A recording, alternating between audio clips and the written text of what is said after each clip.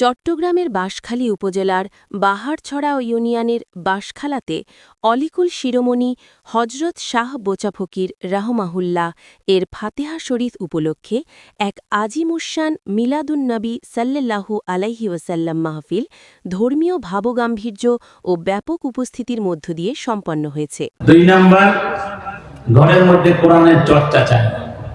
10 minute হোক, আধা ঘন্টা হোক, একটা আয়াত নিয়ে আলোচনা করুন, সময়কে নিয়ে বসুন।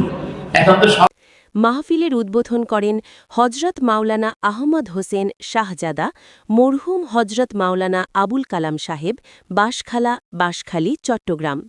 অনুষ্ঠানে সভাপতিত্ব করেন মোহাম্মদ ইসমাইল সাহেব, সাবেক ইউপি সদস্য, বাহারছড়া ইউনিয়ন পরিষদ, বাঁশখালী।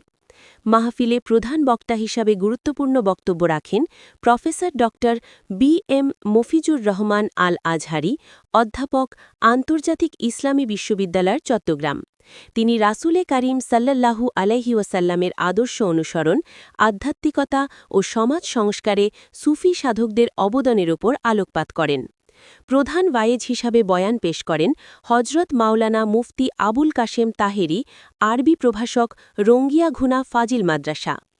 বিশেষ ওয়ায়েজ হিসাবে বয়ান রাখেন হজরত মাওলানা আলী আহম্মদ সাহেব, সিনিয়র শিক্ষক, বাঁশখালী হামেদিয়া রহিমা মাদ্রাসা, হজরত মাওলানা মফিজুল হক সাহেব, সিনিয়র শিক্ষক, মাদ্রাসা এ আবু হুরাইরা রাদিয়াল্লাহু আনহু, চট্টগ্রাম, মাওলানা জাইনাল আবেদিন সাহেব, খতিব, পূর্ব বাঁশখালা জামে মসজিদ।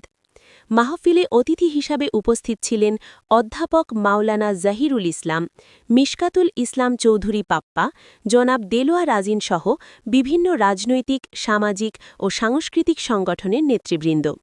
মাহফিল সঞ্চালনায় ছিলেন হাফেজ মাওলানা মোহাম্মদ ফোরকানুল ইসলাম, পরিচালক, অত্র মাদ্রাসা।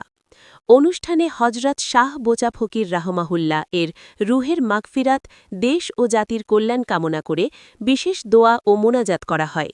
পরে উপস্থিত ধর্মপ্রাণ মুসল্লিদের মাঝে তবারুক বিতরণ করা হয়। মাহফিলের আয়োজন করে হজরত শাহ বোচা ফকির রাহমাহুল্লাহ একতা সংঘ। Desk news, Chittagong.